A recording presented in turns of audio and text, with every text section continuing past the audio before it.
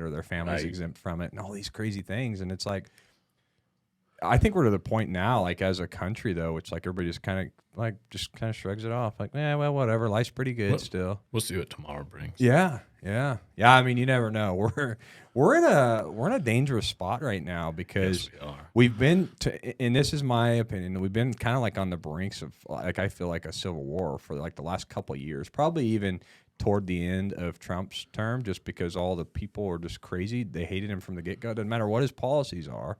It matters what he says on Twitter, or whatever people are saying about him on the news. So I think we were kind of on the brinks of a civil war towards the end of his term. And now, like, that's worsened. It's a lot worse now than it was. It's worse than it's ever been, probably in my lifetime for sure. But then, like, we're right on the cusp of this World War III stuff that's going on. I mean, it is bad right now. Like, you got, Ukraine and Russia are going at it, right?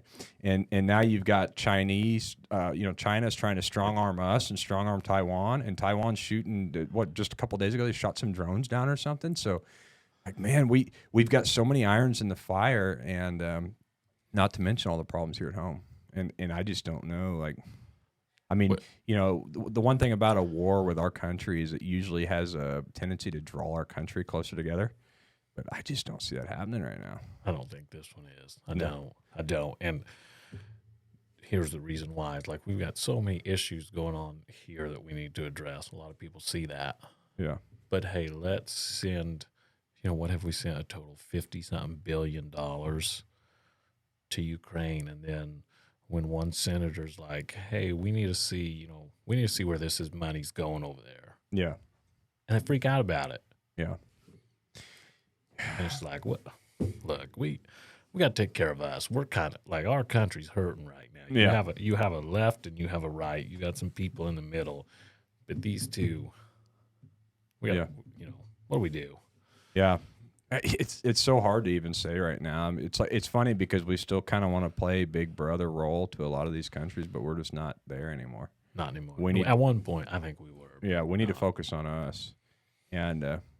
I don't know. I think that whole America First thing really is kind of like sticks in my mind now because, you never really thought about it until now. But now it's like our gas prices are pretty much out of reach. We're tapping into our oil reserves again for things that we shouldn't be. I mean, we should be drilling and digging and doing all the stuff we can do here. We're just not doing anything. It's there. We were a world superpower. Yeah. Not long ago. For a long time. Yeah. And there's a reason for that. Yeah. Yeah.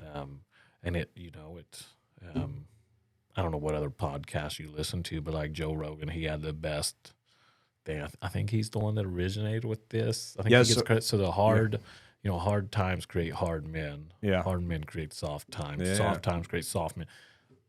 We're at soft fucking men. Yeah. Yeah. That's where we're at. It's gotten bad, man.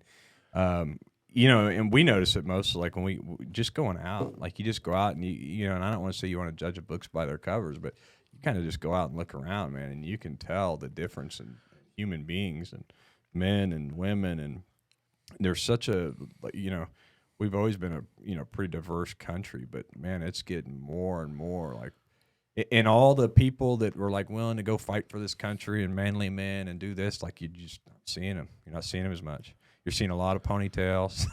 Right. And you're seeing a lot of sandals. And, I don't know, man. I'm pretty outspoken on all this stuff. But it's like, and we have a really good, we get to really see it go on because it's happened on our other channel, right? Like, I carry a firearm pretty much everywhere I'm at. We did a hog hunting episode on our YouTube channel one time, and we were like silenced for like 90 days after that on YouTube. I mean, it's crazy. Like things that, if anything ever happened to this country where there's no food at Walmart anymore, people are screwed because people don't know how to hunt. They think that it's wrong to go out and kill an animal so you can eat it, but you're not going to be able to get processed soybean milk and soybean food and burgers and stuff like that. If stuff they think their hamburger comes from Walmart. Yeah, yeah, it's crazy, man. It's wild, and then this whole, people want to get away from all meat and all dairy and all these things, which like the way I feel about it now, it's like to each their own. Do whatever you want. Right. Hey, if you like that, that's cool. Yeah. I'm going to eat my steak as rare as I can. Yeah. Because I can. Yeah. Yeah. To me, it's almost like, where I kind of draw the line is because they're trying to quit carrying stuff. meat gets more expensive or they carry less of it or whatever. That's the stuff that drives me nuts. Like, do whatever you want, but let me do what I want to do.